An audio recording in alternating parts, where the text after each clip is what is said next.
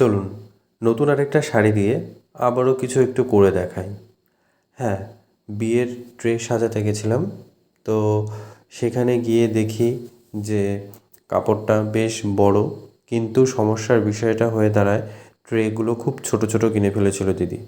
কিন্তু কিছু তো আর করার নেই, রিটার্নও করা যাবে না, প্লাস আমাকে সেভাবেই কাজটা করতে হবে। তখন শাড়িটার যেই ঘের ছিল সেই ঘেরটাও বেশ বড়ই ছিল, যার ফলে আমাকে বেশ কষ্ট করতে হয়েছে। আগে একবার করেও খুলে ফেলতে হয়েছিল, কারণ ট্রেতে পুরোটা আঁট ছিল না, যার ফলে আমাকে ভাঁজ খুলে ছোট করতে হয়েছে, ছোট করে আবার নতুন করে শুরু করতে হয়েছে, যার ফলে আমার টাইমটাও একটু বেশিও লাগে।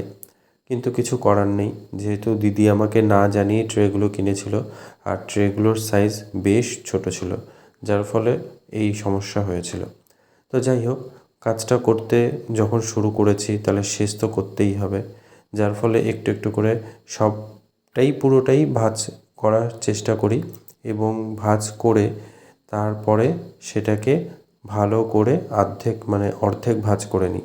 অর্ধেক ভাঁজ করে নেওয়ার পর সেটাকে ভালো করে প্রত্যেকটা স্টেপ যে ঠিকঠাক হয়েছে কিনা, কারণ নতুন শাড়ি তো ভাঁজ হতে চায় না খুব একটা। যদিও বা এটা সিল্কের ছিল, সিল্কের আবার একটা সমস্যা হয় কি, শাড়িটা খুলে খুলে যায়, সেই একটা সমস্যা রয়েছে।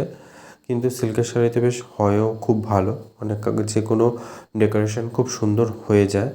তো এটা হতে আমার বেশি সমস্যা হয়নি, কিন্তু সমস্যা ছিল ট্রেতেই। ট্রে ছোটো ছিল, যার ফলে আমার একটু সমস্যা হয়েছিল। কিন্তু কথা বলতে বলতে কাজও এগিয়ে গেছে, আর দিদি আমার ভিডিওটা পুরোটাই কমপ্লিট করে দিয়েছিল। তো যার ফলে আমার ভালোই হয়েছিল, আপনাদের সামনে পুরোটা তুলে ধরতে অসুবিধা হয়নি। আর আমিও বেশ কাজটাই ভালো করেই করতে পারছিলাম, আমার একটুও বোর লাগেনি, কারণ দিদি আমার সঙ্গে বেশ ভালো গল্প করছিল, যার ফলে কাজটা করতেও সুবিধা হয়েছিল। তো পুরোটাকেই যখন কমপ্লিট করে ফেলার পরেই আমি রিবন দিয়ে পুরোটাকে ভালো করে ঘিরে, যেগুলোকে আমি সেলোটেপ মেরেছিলাম, তারপর গার্ডার দিয়েছিলাম, সেই জায়গাগুলোকে রিবন দিয়ে ঢেকে দিই। ঢেকে দেওয়ার পর এই যে তার ফাইনাল লুক, দেখে জানাবেন কেমন হয়েছে।